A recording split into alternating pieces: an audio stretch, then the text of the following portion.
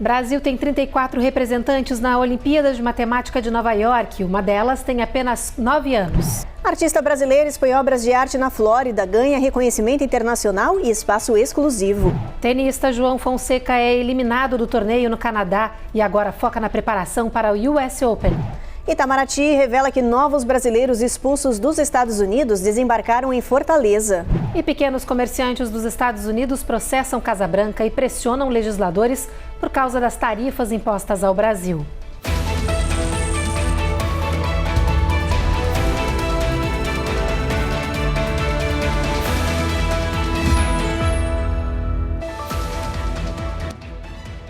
Olá, o Jornal Américas no Ar está começando. Olá. Nova York está recebendo nesta semana as Olimpíadas Copérnicos de Matemática e entre os estudantes competidores estão brasileiros. São 34 e uma delas, a Laura Batista, de apenas 9 anos, conversou com a repórter Carla Marinho. Oi, gente, eu sou a Laura, tenho 9 anos e eu moro em Vila Velha, Espírito Santo. Nas redes sociais, a pequena Laura faz sucesso compartilhando seu amor pela matemática. Lá, ela também contou como foi o desafio para chegar a Nova York e participar da edição 2025 das Olimpíadas Copérnico de Matemática. Você ainda me ajuda a levar o nome do Brasil para o mundo. Fazendo rifas e sorteios, ela e a família mobilizaram uma cidade inteira para levantar os recursos necessários e chegar à competição. E desde que chegou em terras norte-americanas, a pequena está encarando a sério a missão de representar o Brasil. Ela já deu entrevista, visitou o Consulado-Geral do Brasil em Boston e o campus das prestigiadas universidades Harvard e Columbia. O que eu mais gostei da viagem foi que eu consegui conhecer várias crianças de outros países que também amam matemática. Estão muito felizes com esse enriquecimento que ela está tendo de conhecer crianças de outros países que amam os números assim como ela, né? De estar curtindo a experiência, de viver esse sonho. Estamos muito felizes. Fundada em 2020 aqui nos Estados Unidos, a Olimpíada Copérnico é uma das maiores competições de matemática do mundo, que desafia jovens não só no conhecimento, mas na capacidade de pensar de forma crítica, ética e criativa.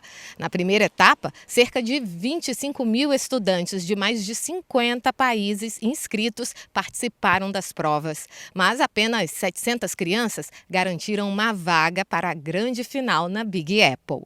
E a Laura é uma dos 34 estudantes brasileiros classificados para a fase presencial. Uma conquista que está ajudando a definir as metas para o futuro. Que eu posso ajudar várias crianças que, como eu, amam matemática e eu vou ajudar elas a realizar os sonhos. A competição termina na quinta-feira, dia 31. Até lá, muita coisa pode rolar. Mas, independente da classificação na competição internacional, a Laura e todos os brasileiros do nosso time já conquistaram um prêmio muito mais valioso: o respeito e a admiração da nossa nação. E mostrar que criança brasileira também é boa em matemática. Obrigada, gente! Agora o assunto é esporte, porque o tenista João Fonseca perdeu na estreia do Master 1000 de Toronto, no Canadá, e foi eliminado da competição. Agora o atleta brasileiro está nos preparativos e na contagem regressiva para uma participação super esperada no US Open.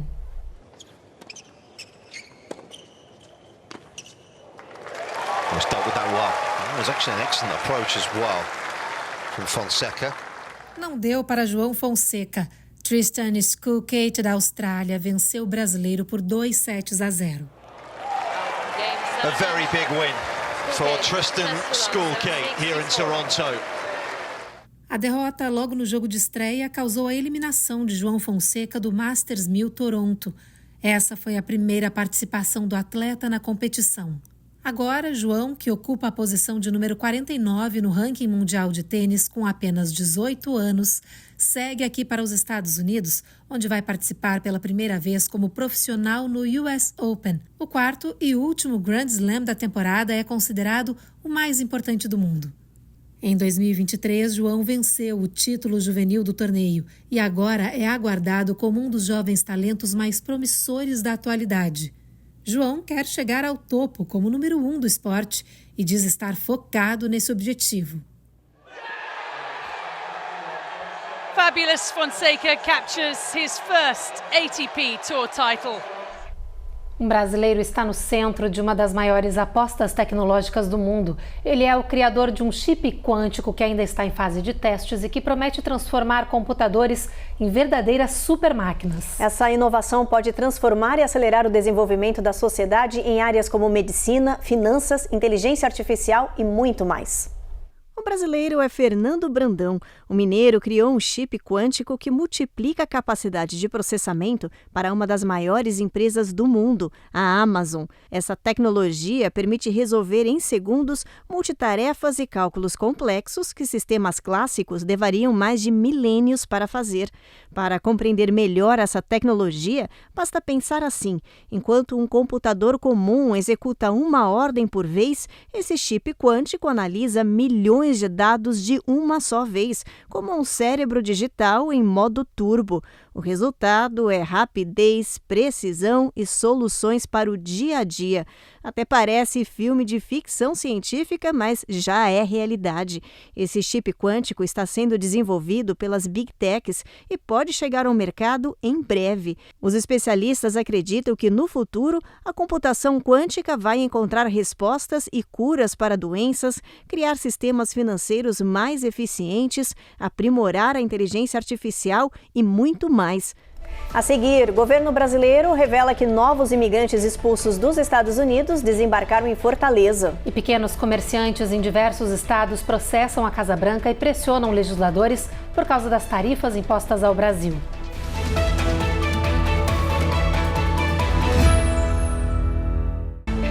Américas no ar. Oferecimento Uninter. A melhor faculdade para brasileiros nos Estados Unidos. Acesse uninteraméricas.com e inscreva-se já. Sendwave. Envie dinheiro para o Brasil sem taxas de envio. Aproveite $15 com código promocional Record 15 no seu primeiro envio. Envios BR. Solução de envio para suas compras e negócio dos Estados Unidos ao Brasil em apenas 5 dias. Use o código RECORD20 e ganhe 20% de desconto no seu primeiro envio. Vida Máxima Account. Orientação especializada e suporte para sua legalização nos Estados Unidos. Seu futuro é agora. Use o código VIDARECORD e ganhe uma consultoria grátis. Ih, ô Evelyn, tá distraidão aí, tá vendo? Ih, que vacilo. Por que você não aproveita esse momento então para se inscrever aqui no canal, dar aquela curtida e deixar um comentário gostoso? A gente vai adorar, não esquece, né? Ativa o sininho, hein? Ativa o sininho.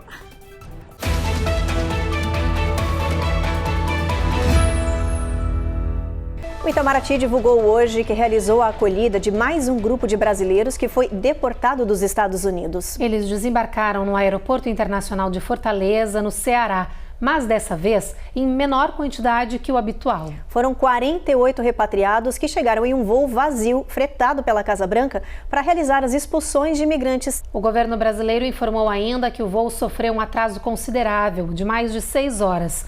Mas todos desembarcaram bem e receberam atendimento médico e psicológico. Desde o começo da gestão Trump, o Brasil já recebeu mais de 1.100 repatriados. A maioria que foi expulsa do território norte-americano não tinha histórico criminal. Agora o assunto é a guerra comercial entre Brasil e Estados Unidos. Se nada mudar, na sexta-feira, todos os produtos brasileiros exportados aqui para o país serão sobretaxados em 50%. Essa alta imposição ao Brasil já levou uma grande fábrica de suco de laranja de New Jersey a abrir um processo contra a Casa Branca. Agora, donos de pequenos negócios em diversos estados estão pressionando o governo. We are even more vulnerable. We have a disproportionate disadvantage when it comes to these tariffs. Rachel Lutz, que é proprietária de uma loja de roupas Peacock Room, localizada em Detroit, no estado do Michigan. Ela diz que meses atrás teve que romper contratos com a Europa devido às tarifas. I had to cancel the order and now I'm going to have to figure out how to replace this supplier. Agora todos estão preocupados com a nova e altíssima taxação ao Brasil. A loja da Rachel acabou virando ponto de encontro para comerciantes locais se reunirem e tentarem buscar soluções. I was absorbing that cost at first, but now I'm actually increasing prices and slowly moving those costs to my customers. O Craig diz estar desesperado. Ele é proprietário de um café na região e importa seus grãos do Brasil. Coffee can't be grown commercially in the United States. So I've been making transitions to start buying more domestic products for my brand. Para Jeff Reitmer, professor de ensino de gestão global da cadeia de suprimentos da Wayne State, negócios como cafés estão em uma situação difícil. An increase in cost really affects their bottom line. Alguns desses lugares operam com margem de lucro muito reduzida, às vezes de 1%. Um aumento de 50% no custo realmente afeta seus resultados financeiros, diz o especialista. We are screaming that we need change. Charity Dean também é dona de uma cafeteria e presidente da Michigan Black Business Alliance. Ela pede aos parlamentares estaduais e federais que deem ouvidos aos pequenos negócios que empregam as pessoas que os elegem. If we don't survive, they are going to have their neighbors lose jobs. There's going to be less tax revenue. Rachel teme que as taxações levem a um colapso de pequenas empresas em todo o país. A comitiva brasileira se reuniu hoje com parlamentares americanos em Washington. Eles entregaram documentos e mostraram o impacto real das tarifas para os dois países. Os senadores brasileiros se reuniram com os parlamentares americanos aqui no Congresso dos Estados Unidos. Acompanhados da embaixadora Maria Luísa Viotti, os parlamentares brasileiros entregaram documentos aos legisladores americanos que mostram os impactos das tarifas. Entre as reuniões, os senadores também defenderam a extensão do prazo para que as tarifas anunciadas por Donald Trump contra o Brasil entrem em vigor. O presidente americano estipulou a data de 1º de agosto para que os tributos passem a valer. Hoje, o senador democrata Tim Kaine, que fez parte de um dos encontros com a delegação brasileira, confirmou que se Donald Trump oficializar as tarifas contra o Brasil, ele vai apresentar uma resolução no Senado contestando a justificativa legal da tarifa. De Washington, D.C., Matias Brotero, para o Américas no Ar. No Oriente Médio, Israel resiste à pressão internacional por um cessar-fogo, principalmente do Reino Unido. Enquanto isso, a crise de fome na faixa de Gaza se deteriora a cada dia. Vitor Larregina tem as informações. O governo israelense afirmou que o reconhecimento do Estado palestino pelo governo britânico é uma recompensa ao terrorismo e compromete as conversas para um acordo de paz no Oriente Médio. Nesta terça-feira, o primeiro-ministro britânico Keir Starmer disse que o reconhecimento será feito em setembro se Israel não assinar um cessar-fogo e se comprometer a um processo de paz na região. O posicionamento do Reino Unido foi rejeitado pelo presidente dos Estados Unidos, Donald Trump, que também disse que a medida premia os terroristas. Ao mesmo tempo, países árabes como Catar, Arábia Saudita e Egito assinaram uma declaração pedindo que o grupo terrorista Hamas entregue as armas e deixe a faixa de Gaza. O primeiro-ministro israelense Benjamin Netanyahu reconheceu que a situação humanitária em Gaza é difícil e que Israel trabalha para que uma grande quantidade de comida chegue na região. Hoje, 52 caixas com alimentos e outros produtos foram entregues por aviões no território palestino. De Tel Aviv, Vitor Larregina para o Américas no Ar. Depois do intervalo, tem os detalhes do chocante ataque a tiros em prédio de área de luxo em Nova York. E a gente fala de outras investigações ativas, como um ataque em massa em Nevada e um naufrágio em veleiro da Flórida que vitimou 2 crianças.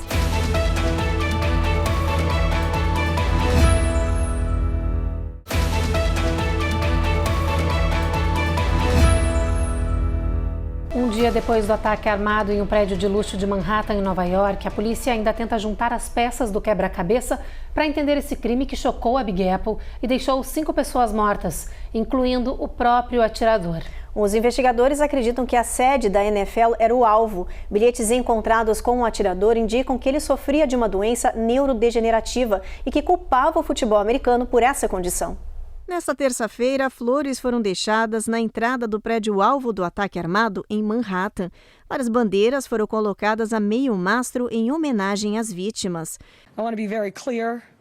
We believe this to be a lone shooter. Em coletiva, a comissária da polícia, Jessica Tisch, deixou claro que Nova York não estava mais sob ameaça e que o ataque tinha sido cometido por um atirador solitário com problemas mentais. Ela afirmou que a polícia ainda estava investigando a motivação e o alvo.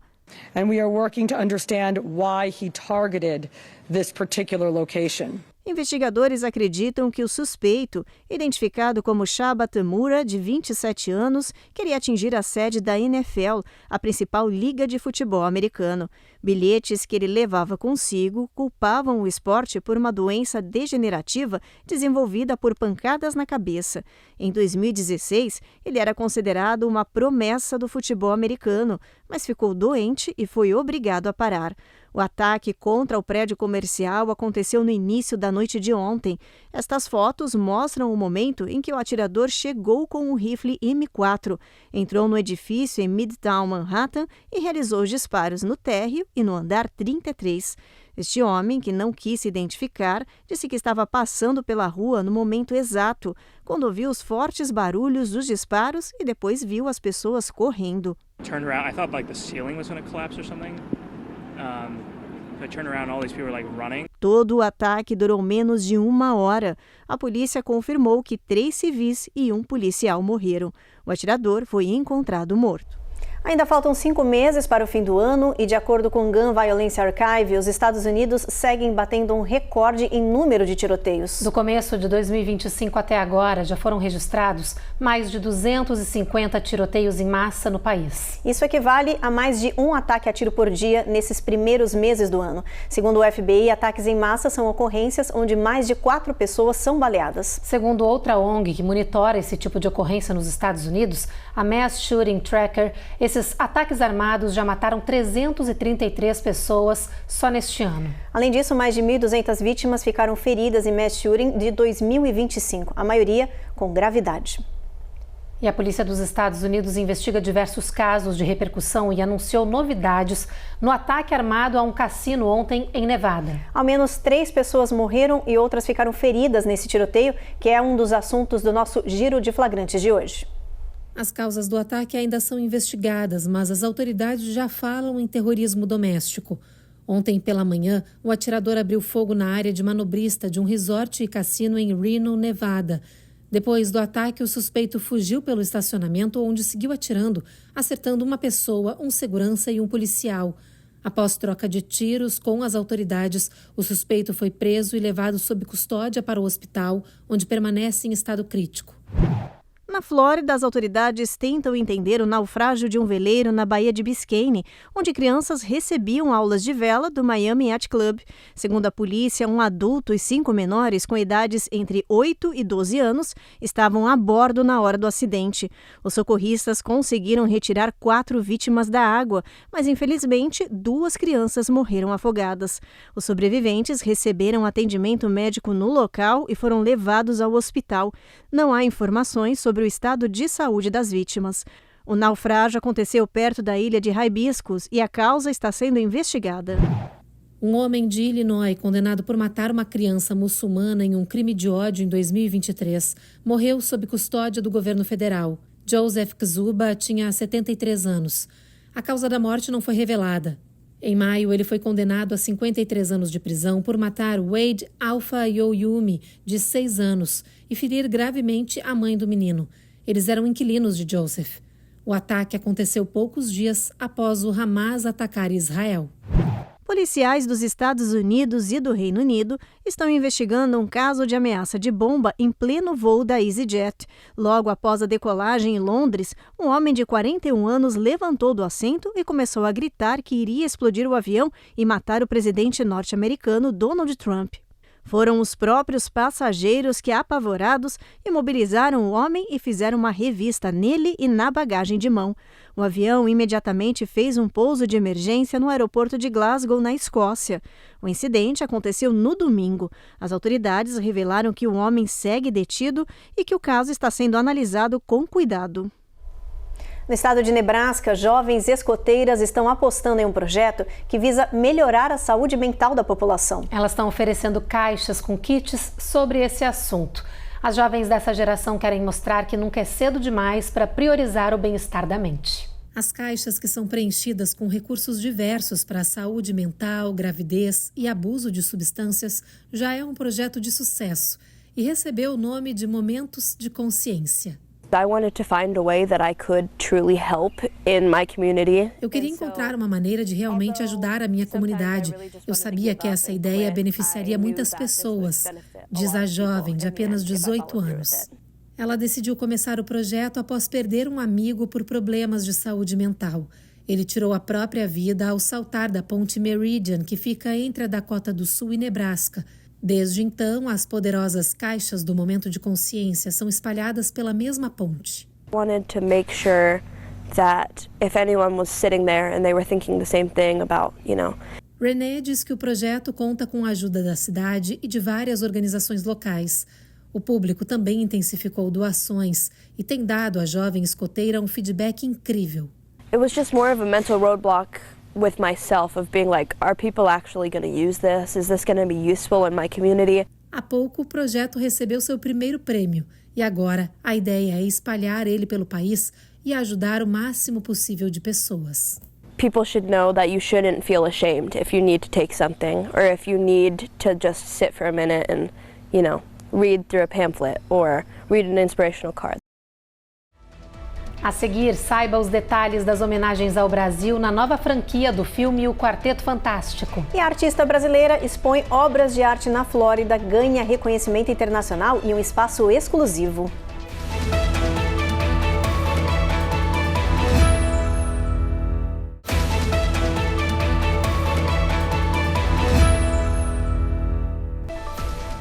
Tampa, na Flórida, entrou para a história ao bater um recorde inédito, 100 graus Fahrenheit. Foi a primeira vez em 135 anos que a cidade atingiu essa marca. O último recorde tinha sido de 99 graus em 2020. Segundo o Serviço de Meteorologia, essa medição surpreendeu especialistas e também moradores. É que Tampa costuma escapar dessas temperaturas extremas por causa da brisa marítima e dos ventos fortes, mas dessa vez o calor venceu.